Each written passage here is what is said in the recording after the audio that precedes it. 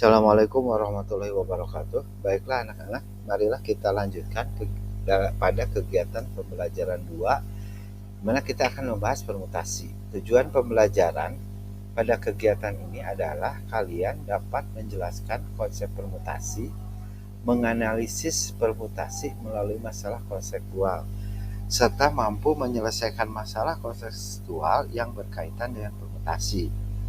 Nah, uraian materinya seperti ini. Misalkan pada suatu lomba cerdas cermat diikuti 3 regu, A, B, dan C. Hanya menyediakan 2 macam hadiah saja, yaitu hadiah 1 dan hadiah 2. Pertanyaannya, ada berapa kemungkinan pasangan pemenang pada hadiah-hadiah tersebut? Nah, berdasarkan jawaban di atas, ternyata diperoleh bahwa terdapat 6 pasangan yang mungkin menjadi pemenang tebak-tepat tersebut, yaitu A, B, artinya A juara 1, B juara 2, atau A, C, B, A, B, C, C, A, dan terakhir adalah CB. Dan kalian harus perhatikan bahwa A, B itu tidak sama dengan B, A juara 1, B juara 2 tentu tidak sama kedudukannya jika B yang juara 1, A juara kedua, dan seterusnya. Artinya bahwa permutasi itu adalah susunan yang mungkin dipasangkan dengan memperhatikan urutannya. Jika diberi pengertiannya adalah diberikan sebanyak unsur n unsur yang berbeda. Sebuah permutasi k unsur dari n unsur yang berbeda adalah sebuah jajaran dari k unsur yang urutannya diperhatikan. Misalkan saja huruf-huruf A, B, C, D. Kalau dipasang permutasi dari 4 huruf, maka susunannya adalah B, D, C, A, D, C, B, A, A, C, D, B. Hurufnya sama tapi susunannya berbeda sehingga mendapatkan 4 susunan yang berbeda. Kalau 3 huruf dari 4 huruf yang berbeda, ini akan didapat BAD, ADB, BCA. Kalau 2 huruf misalkan AD, CB, DA, BD, dan seterusnya. Nah, permutasi dengan semua unsur yang berbeda, kalau banyaknya permutasi R unsur dari N unsur yang berbeda, itu diberi notasi P, artinya permutasi N, R. Nah, teoremanya jika N dan R adalah 2 bilangan bulat positif, R lebih kecil atau sama dengan N, maka banyaknya permutasi R unsur dari N unsur berbeda tanpa pengulangan diberi notasi P, N, R. Nah, cara menghitungnya, rumus perhitungannya gini.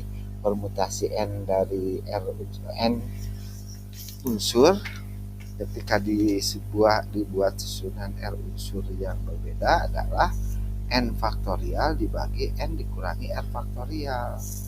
Ini kalau R-nya 4, R-nya 2, ya 4 kurang 2. Dan seterusnya. Kalau N-nya 10, R-nya 8, misalnya 10 kurang 8, dan seterusnya ya. Nah, contohnya begini. Tentukan banyaknya susunan 4 huruf berbeda yang dapat diperoleh dari kata mentari.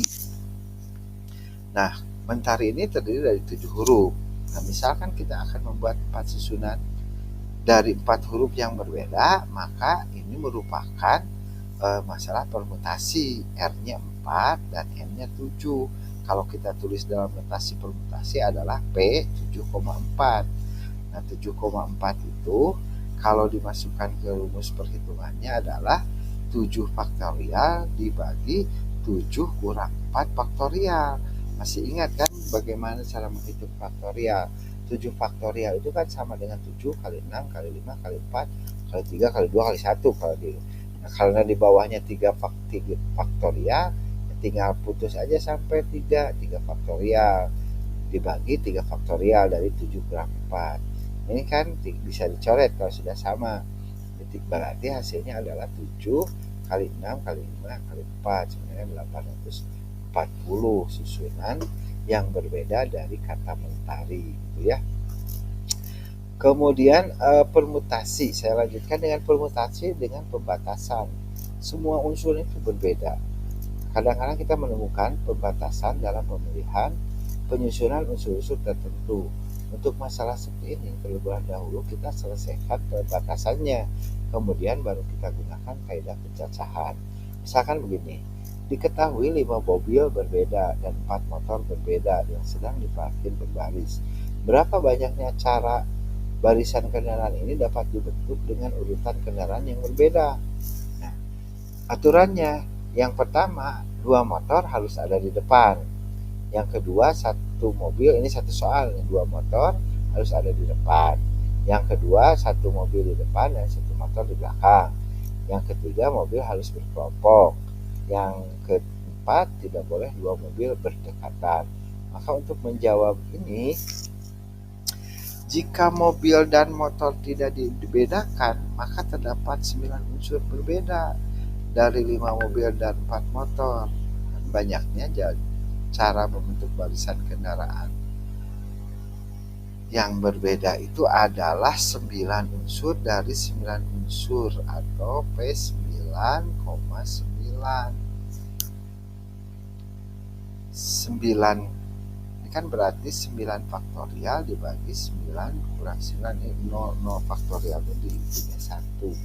Karena jadi 9 faktorial maka hasilnya 9 kali 8 kali 7 kali 6 kali 5 kali 4 kali 5 dan seterusnya, hasilnya segini.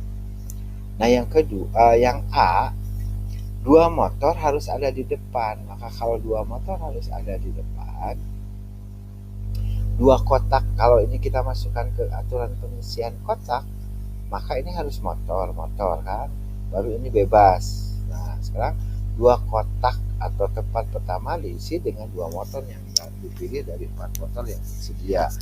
Banyak cara memilih 2 motor dari 4 motor tersedia adalah, ini kan banyak motornya 4, sudah diisikan 2, berarti 4,2 permutasinya. Hasilnya adalah 4 faktorial dibagi 2 faktorial. 4 faktorial diuraikan 4 kali 3 kali 2 faktorial. Ini dicoret, hasilnya 12. Sisanya adalah 7 kotak lagi. Sisa 7 kotak dapat diisi 7 kendaraan yang tersisa. 7 kotak tersedia tidak pada aturan, maka hasilnya adalah 7 permutasi 7,7. Berarti 7 faktorial, ya tinggal hitung aja, 7 kali 6 kali 5 kali 4 kali 3 kali 2 kali 1 gitu. Nah tadi 2 isi ini, 2 kotak ini diisi didapatkan 12 kan, maka ini kita simpan 12. Yang 7 kotak yang kosong ini bebas, hasilnya 7 faktorial, tinggal dikalikan aja 12 dikali 7 faktorial, hasilnya adalah 60.480 susunan dan seterusnya ya. Kemudian permutasi dengan unsur yang sama. Nah kalau misalkan ada soal permutasi dengan unsur yang sama, maka teorinya begini, banyaknya permutasi dari unsur yang terdiri dari M1 unsur jenis pertama, M2 unsur jenis kedua dan seterusnya, maka permutasinya adalah N unsur, tinggal dihitung aja berapa unsur yang ada, dibagi M1 faktorial dikali M2 faktorial dan seterusnya, di mana M1 ditambah M2 ditambah seterusnya sama dengan N. Contohnya begini, berapa banyak permutasi dari huruf-huruf pada kata matematika? Nah kita tinggal hitung saja, M-nya ada berapa? Oh M-nya ada 2, A-nya ada 3, A gitu ya. T-nya ada berapa? Ada 2, E, I, K itu hanya 1, E, I, K itu hanya 1. Maka banyaknya permutasi dari unsur yang berbeda itu tinggal dihitung aja, N-nya ada berapa. Kata matematika itu ada berapa huruf? Ada 10, berarti 10 faktorial. Kemudian dibagi dengan unsur-unsur yang sama. M 2 buah unsur ya 2 faktorial, A 3 unsur 3 faktorial, T 2 unsur 2 faktorial, yang lainnya 1. Maka di 8, 10 faktorial itu kan 10 kali 9 kali 8 kali 7 kali 6 kali 5 kali 4, 3 faktorial. Terakhir 3 faktorial kali 3 faktorial, ini tinggal dicoret. 2 faktorial itu 2 kali 1 dan seterusnya, hasilnya ada 151.200. Kemudian yang ketiga adalah permutasi siklik. Permutasi siklik ini adalah permutasi jika objek-objek yang disediakan itu disusun melingkar. Jadi yang dimaksud dengan permutasi siklik itu apabila objek-objeknya melingkar, itu yang harus kita ingat ya.